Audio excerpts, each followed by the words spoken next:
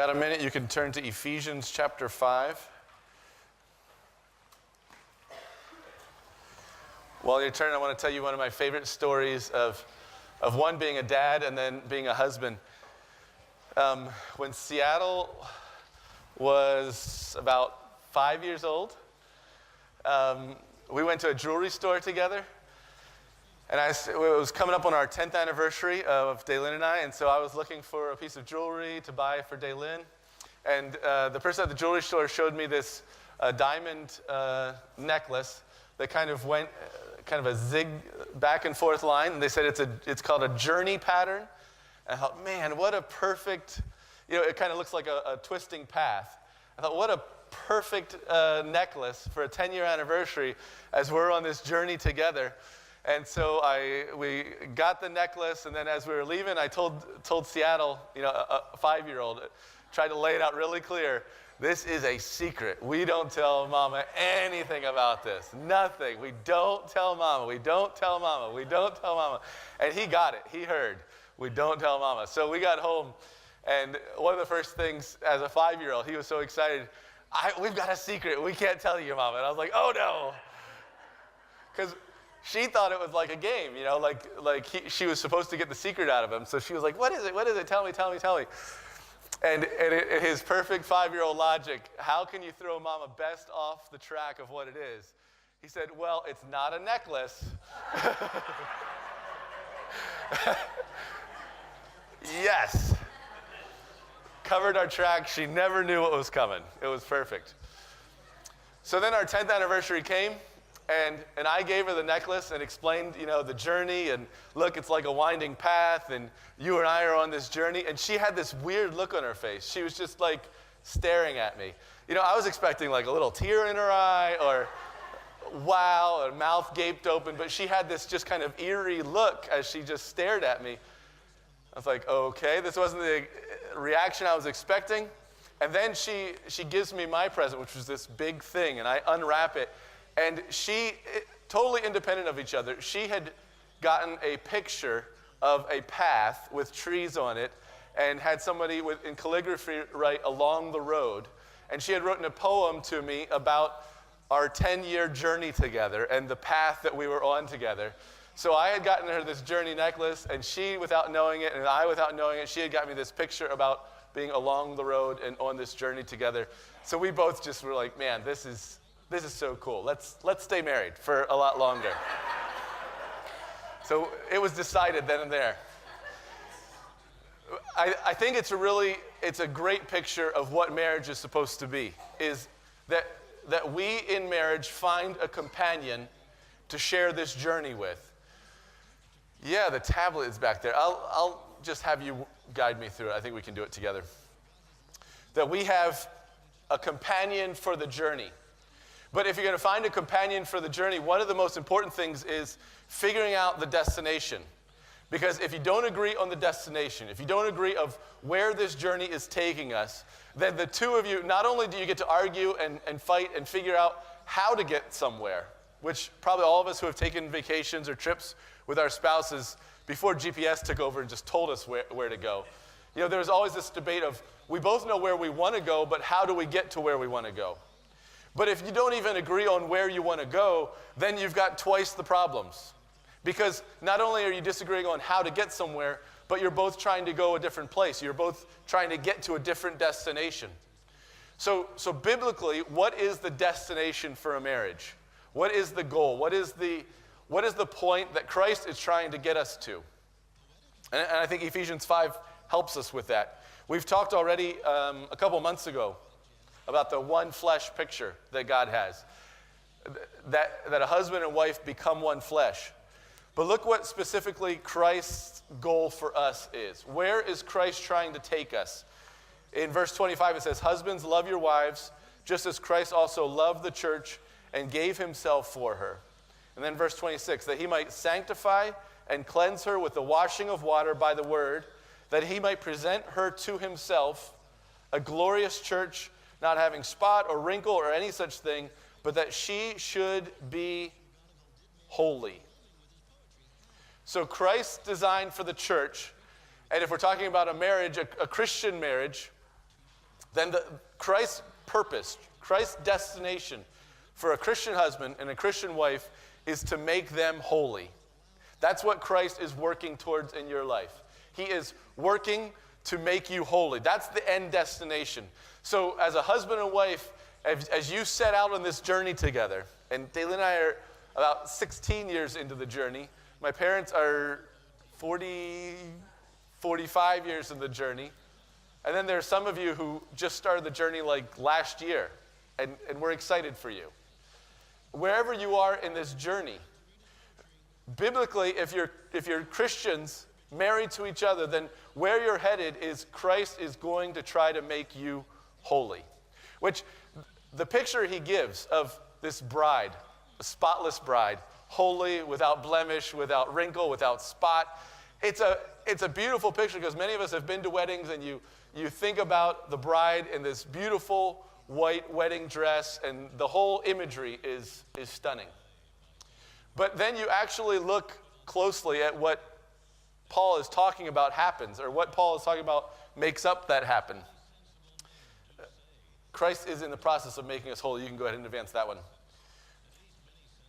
You think about a piece of cloth that is one color and then has to get dyed a different color, or a white piece of cloth that has to get scrubbed to get any stains, any things out of it, and then it has to get cut, and then it has to get ironed, and then it has to get washed, and I know that's not the order you do things in, right? You don't wash things after you iron them. But the point is, the end product is this beautiful bride in this beautiful dress that it looks great. But if you actually went back and followed that piece of cloth through the whole process to get to that end destination, the cloth goes through a whole lot of beating, a whole lot of cutting, a whole lot of work, a whole lot of pounding and manipulation and pain to become this beautiful dress in the end. And look what Christ says about us. Husbands, love your wives just as Christ loved the church, gave himself for her that he might sanctify and cleanse her with the washing of water by the word. So along this journey that a husband and wife are walking on together, the Bible says that Christ is going to be washing them and cleansing them. And then it says that he might present her to himself a glorious church, not having spot or wrinkle or any such thing. How do you get spots out? You don't blow them out with nice... That's not the way you get spots out, right? I mean, do you remember the old-fashioned days where there's this board made of metal ridges and you've got a person rubbing this piece of cloth up and down the board? That's the whole point, is you need something rubbing up against it. You need water, you need soap, you need action. And usually it's hot water to get... And then how do you get wrinkles out of it? You just kind of daintily shake it out and all the wrinkles just fall right out the bottom, right? This morning, we were ironing to come to church, and I was just thinking again, this works for me. I like the ironing process for what I get out of it, but if I was the piece of cloth being ironed, I'm not sure I'd be so much in favor of the process. Because we lay it down and we get something scalding hot and we press down on it. And obviously this is all imagery, but are you following what Christ is telling us? In order to get us holy, in order to make us this beautiful, spotless bride of Christ, what is along the journey? What is along the path? Along the path is a lot of difficult things, a lot of pain and rubbing up against people and colliding with people and clashing and hot water and scrubbing and ironing and pressing and hanging out to dry in order to get us to the destination of holiness. So Christ is in the process of making us holy, and marriage is about finding a companion for the journey. That journey is filled with scrubbing and ironing. Those of you who are not married, let me just say right here, it is so important that you think about what the destination is, that you think about what you're looking for when you do get married. I'm glad there are kids in here. Kids, marriage is such an awesome thing, but it's such a huge thing. It's one of the most important decisions you'll ever make is who you marry. Because you're saying to someone, hey, let's spend the rest of our lives together. Let's always walk together. Always, always, always walk together. And you're setting off on a journey where there are going to be storms, and there are going to be hills, and there are going to be rocks, and there are going to be problems, and there are also going to be valleys of beautiful flowers, and you're going to come across these beautiful streams. But then as soon as you step in the stream, all of a sudden, this torrent of water is going to come down and take you off of your feet. And you want someone beside you who loves you and who cares about you. You don't want to walk on this long journey up hills and across difficult places and in rainstorms and in thunderstorms with a jerk, do you? Is that the kind of person you want beside you on a journey like that? Daylin and I laugh because it's about the only option other than crying sometimes. Because we counsel people, and the wife will lay out just how much of a jerk her husband is. And eventually, it's my job to kind of take the husband's side and be like, well, maybe you don't understand his side of it. No, he's just a jerk. We get the whole picture, and it ends up he's just a jerk, or she's just a jerk. And then we sit down and we think, well, why in the world did you marry a jerk? That was a terrible, terrible decision. You've set out on a journey together, and you're going to be on this journey together for so long. Why did you pick this person? Do you see what I'm saying? Now, some of you are in marriages, and you're shaking your heads. But some of you are not in marriages yet, and I want to tell you again, kids, when you say, I do, and I want to marry you, and yes, I'll put the ring on my finger, and oh, it's so pretty, and then you walk down an aisle, and a pastor says, do you take this man, and do you take this woman, and you both say, I do. What you're doing is saying, I'm going to walk for the rest of my life on this journey with this person. And if it's a good person who loves you and cares about you, it's a great thing you've got ahead of you. But if you say I do to a person who doesn't care about you and doesn't love you and doesn't even want to go to the same place you're going, all your life, you're going to be fighting over where to go, how to get there, why they're not helping you, why when the storm came, they ran and you were in the storm by yourself, why when the thorn went in your shoe, there was no one there to care and to help you and to carry you. So think carefully. Listen to the people around you when you're thinking about marriage. When you're thinking about setting off on this journey with someone, think carefully about who it is and what they're doing. Okay.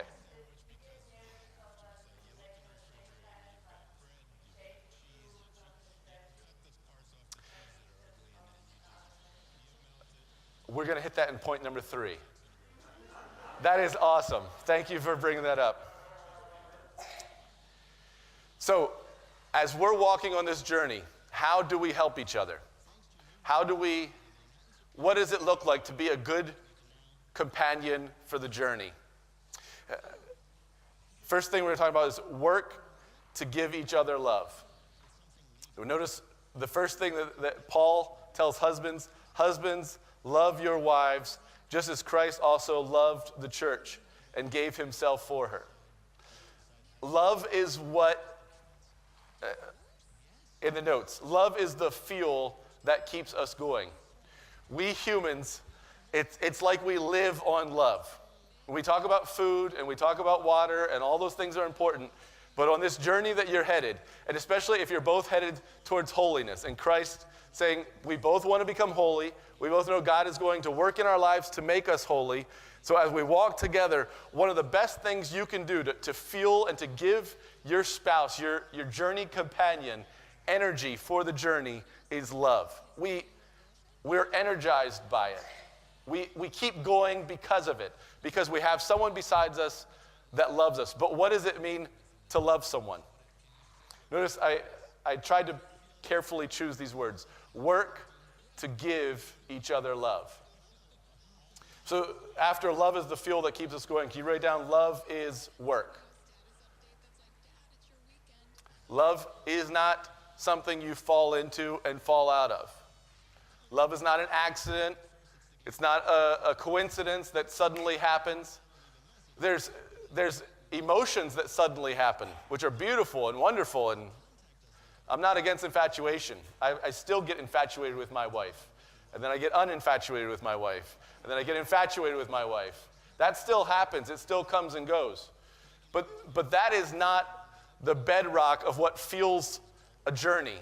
What fuels a journey is this work called love, of saying, I am going to love you. I am going to give you love. Love is work. Where's that book that I had? Is my book over there? Yes. I was looking through this book this week, The Meaning of Marriage by Tim Keller. And one of the things that they had is that, I'm trying to remember all my points in the right order. One of the things they have is love the stranger beside you. And it kind of comes to one of the points that you mentioned. A lot of times we fall in love in a certain set period of time, under certain circumstances. I mean, even, like The Bachelor and The Bachelorette. Who couldn't fall in love if you're on you're taken to this romantic city and that romantic city and this island and that island, and someone else arranges a meal and you just sit down and eat and talk? Yeah, there's going to be emotions. Yeah, there's going to be feelings, because you'd almost have to be non-human not to have emotions and feelings in the situations they set up for this time and this place and this situation. But then when you move out of that situation, then what happens?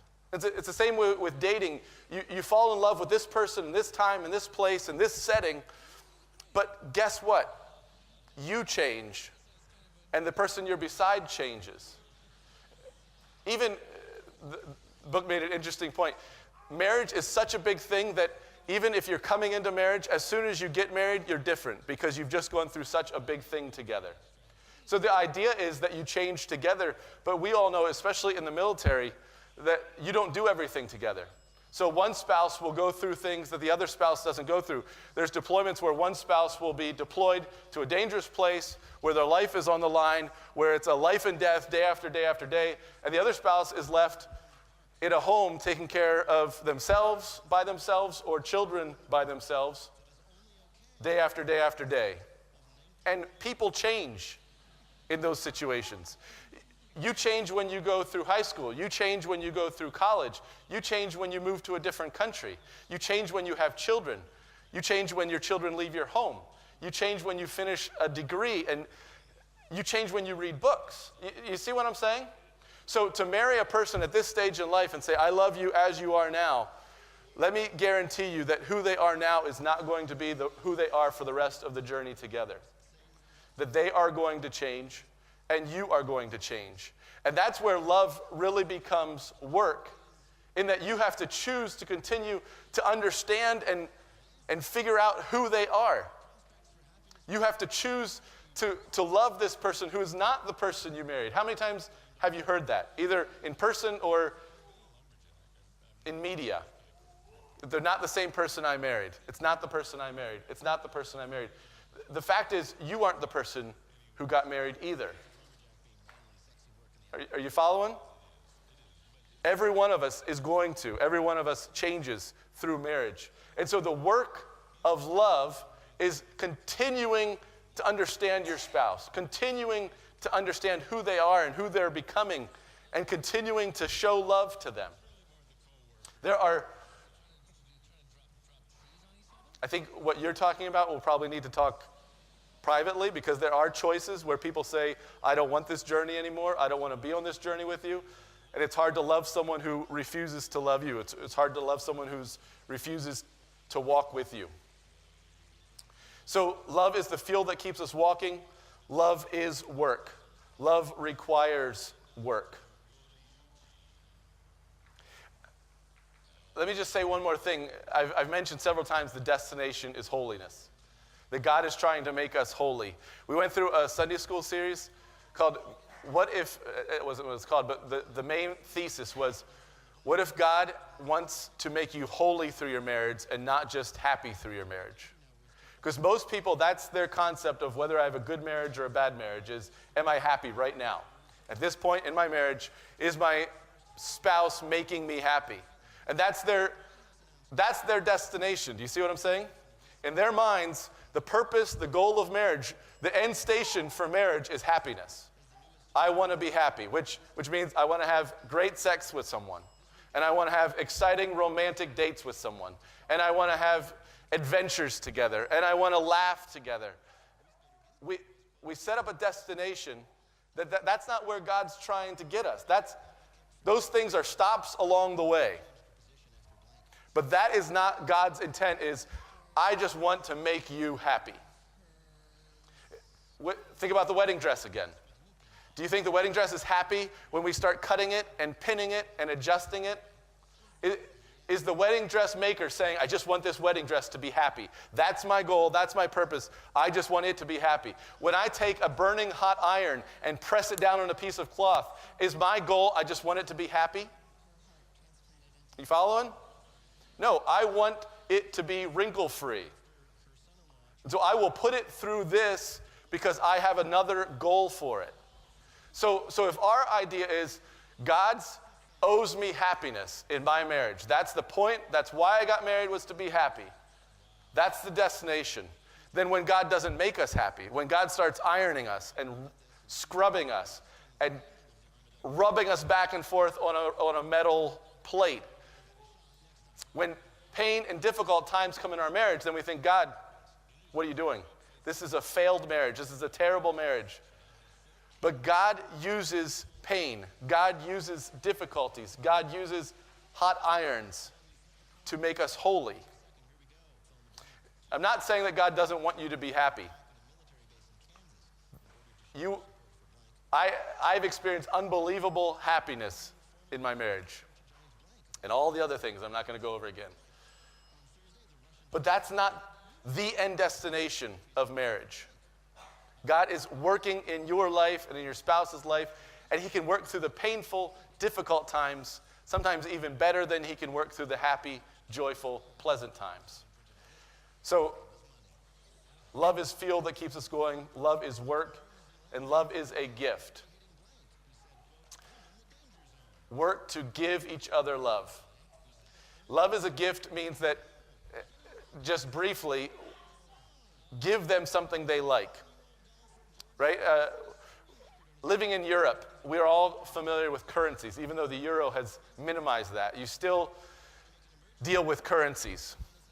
My kids have a bill and coin collection, and Brad Joy found out about it, so he travels all over the world, brings back all these crazy bills. So we've got Saudi Arabian bills, and we've got Korean money, and we've got Latvian and Lithuanian, and all these different kinds of bills and different kinds of money. I could go into a store, and I've got 100 whatever, Saudi Arabian reals. And I could say, here you go. This is what I've got. I want to buy something. But they don't accept that because that doesn't mean anything to them. So when you give your spouse love, don't just pull out whatever bill you happen to have and say, here, take it. This is what I've got. This is what I'm given. Find a currency that they accept, that they appreciate. Basically, I just don't want to use the term because I'm so tired of it. Love languages, okay? That's what we're talking about. Find a way to give them love that means something, that connects, that fills them up. You can give and give and give, but if it's not something that speaks to them, if it's not something that means something to them, it's like trying to buy something with the wrong kind of currency. You keep giving them more and more and more of it, but they don't need it. They don't want it. So find a currency that they do want. Find what fills your spouse up, what lights them up, what makes them feel incredible, what makes them feel loved. Husbands, let me just single you out for a second. This is your job. When you said I do, what you said is I will. I will give my spouse love. I will figure them out. There's so many jokes about not being able to understand women, but that's our job, is to understand our wife. You don't have to understand women in general. You just got one woman, and it's your job to understand her. It's your job to figure her out. And I'm not preaching at you. I'm telling you just like I tell myself. I've got a peach of one to figure out myself. It's our work. It's our job. Okay. Work to give each other love. Second, commit to speak the truth in love. A lot of times when we talk about love, we tend to think just mushy gushy, just ooh and ah, and look into each other's eyes and rub each other's backs, and it's all soft and cuddly. But there's a very firm, hard side to love, isn't there? Come on. Love that's all mushy gushy is not love. Love needs to have a firmness to it. Love needs to love enough to say, you know what? We need to talk. Let me read a couple lines from this book that I thought were interesting. He's talking about how your spouse will be the best one that God is going to... we talked about irons in your life and washing boards in your life and being all spun around in a washer and in a dryer and then hung out to dry. Do you know who God's going to use more than any other person to iron you and wash you and do all of that in your life? Your spouse. They see you on a level that no one else sees you. They see deeper than anyone else sees you. So he says, while your character flaws, if you have character flaws, while your character flaws may have created mild problems for other people, they will create major problems for your spouse and your marriage.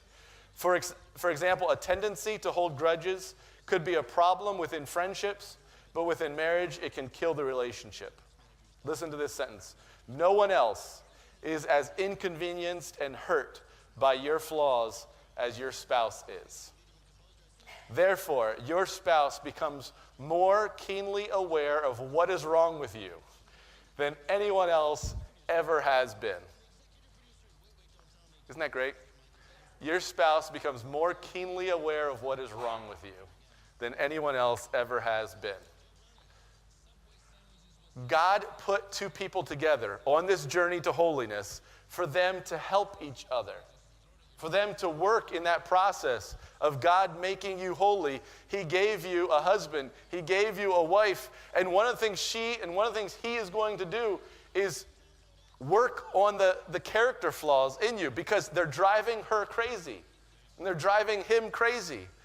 And so part of that is engaging each other about our problems. Talking through problems is the hard side of love. It's not the opposite of love. It's not a lack of love. It's the hard side. It's the tough side of love. Sitting down and saying, we need to talk. We need to figure this out. You have some things to grow in, and I have been given to you to help you grow. Daylin and I talked several times this week because I've been wrestling with how do we do this without just becoming the nagging spouse that's this is wrong and change this and do this and stop this and start this. What's the balance? And it really goes back to the first part. Work to give each other love. You have to be sincerely loving your spouse before you start talking about all the problems that they have. We heard and we like to talk to each other about bank accounts. That you have a bank account with your spouse, and you make deposits when you love them, when you think about them, when you sincerely give them a currency of love that they accept. Does that make sense? You make deposits and deposits and deposits. And then in a marriage, you also start making withdrawals. When you say, I'll be home at 5 and you come home at 7, cha-ching, you just made a withdrawal from the bank account. And you make withdrawals when you don't notice, you don't appreciate, when you disrespect them and say things, you pull money out of that bank account. In a healthy marriage, you've got to keep yourself in the black. You see what I'm saying? You've got to make more deposits than you make withdrawals. You're going to make withdrawals, so you've got to be putting money in that love bank. You've got to be giving your spouse love that they understand and appreciate and accept. When you sit down and start having these conversations about there's some things that I need you to understand, that I need you to know how it makes me feel when you do this, when you act that way, when you say this. They need to know that you love them before you have that conversation. It needs to be wrapped not just in, I like your hair, now let me talk about all the things that are wrong with you. but sincere, genuine appreciation, care, and love. Okay, talking through problems is the hard side of love. Let me give you two things. Attack the problem, not the person. Every marriage you're going to come and there's going to be issues that come up. If the two of you can say, let's get on the same side and both of us work against the problem, you're halfway to solving the problem. Because usually what happens is one spouse is on this side of it, one spouse is on that side of it, and as you're trying to shoot at the problem, it feels to this spouse like you're shooting at them. And then this spouse shoots at the problem, and this spouse feels like you're shooting at me. Does that sound familiar? So if two people can say, you know what, instead of us shooting at the problem against each other, what if we come together and we look at this together and both of us say, this is a problem, we're one flesh, we're one unit, let's both team up and attack this problem together. All of a sudden now, you're partners.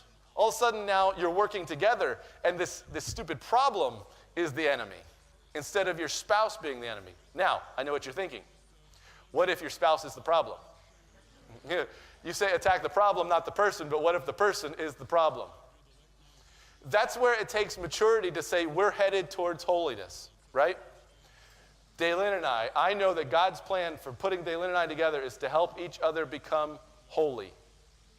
So when Daylin begins to see a problem, which is not, there are going to be lots of problems between you, but it's not between us, it's just me. I am the problem. My characters, my choices, my habits are the problem.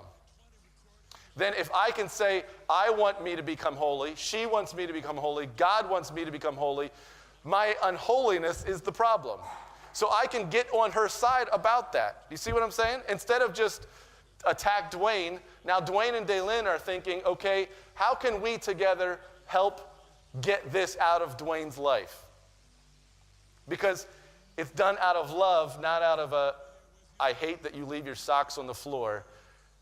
You're the problem. This habit, this sin, this character flaw is the problem. How can we together work on it? Attack the problem, not the person. Be careful to speak truth, not exaggeration. So often you get so sick of a problem that you start to, let me just say I instead of you. I like to build cases that Daylin can't argue with. And I have found that if I exaggerate my case a little bit, then it makes it even harder for her to argue back because look how big the problem is. Look how big of a problem you have. So if it's a moderate-sized problem and I make it a large problem, then she's more likely to do something about it. So I exaggerate the problem. I realize I'm the only person that does that, but I'm just confessing that's something I do. It does not help marriages. Because now they're thinking, that's not true. That's not what, it doesn't always, it's not always, I don't never, my dad always said, always, my dad often says, cut always and never out of the arguments because they're exaggerations. Work, be careful, discipline yourself to be honest, to speak the truth. Don't exaggerate to try to make your case stronger. I'm out of time, so let me go quickly. Number 3, choose to extend grace. When we have testimony times and people come and talk about God's character, 9 out of 10 testimonies about what we love about God is His grace. We love it. We sing about it. We preach about it. We talk about it. We love that God is a gracious God to us. We love that He comes back. Even when we walk away, He comes back to us. We love that He forgives us. We love that He accepts us. And then we get married to someone, and what do we not want to give them? The grace of God that He's given to us. We love that God gives it to us, but when someone else needs it from us, we're not such a big fan of grace. Choose to extend grace. Give your spouse the forgiveness that God gave you. So on this journey to holiness, you're thinking, I'm gonna talk to my spouse about this problem, and they're gonna change and everything's gonna be great. And you talk to your spouse about a problem, and everything just keeps going the way it has always gone. Or they change for a while, and then they start doing what they were doing earlier again. A marriage lives on grace, on forgiveness. Over and over and over again, forgiveness. To say, I'm not just going to leave it. I'm not just going to let it go. I'm going to continue to give you tough love, but I am going to give you grace. I'm going to give you forgiveness. And then as I'm reading that, I'm thinking, man, but what about me? If I just keep forgiving and forgiving and forgiving, who's going to stand up for me? Who's going to protect my rights? Who's going to keep me from being a doormat that just gets walked over and over and over? I can't just keep forgiving. And this is one of the most beautiful things about God, is that God can redeem your suffering. Trust God to redeem your suffering, that he can make good come out of your pain. That as you're on this journey to holiness, that he can take every single thing that happens to you, not just from outside, but every single thing your spouse does to you. Let me just give a quick caveat. If there is illegal activity going on, physical, sexual abuse going on, tough love means that person, there needs to be help for that person. You need to act in a way that is going to help them change, which sometimes means getting out of that situation. And so there's illegal, physical, sexual abuse going on. Find Christians to talk to. Find people to help you make those kind of decisions and figure out how you love someone in that, how you work for their good in that situation. Let me close with a passage from 2 Corinthians chapter 5. We have this treasure in earthen vessels, that the excellence of the power may be of God and not of us.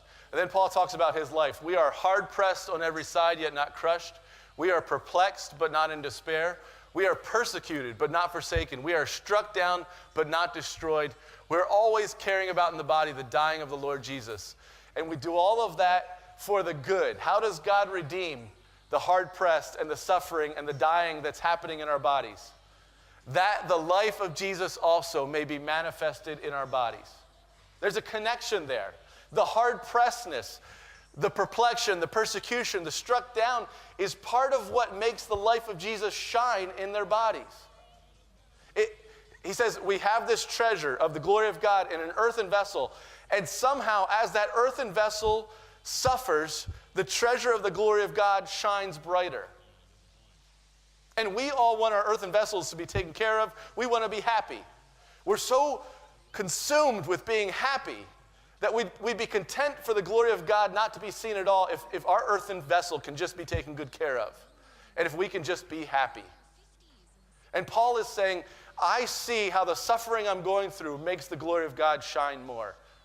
So can you go to the next passage? Therefore we do not lose heart.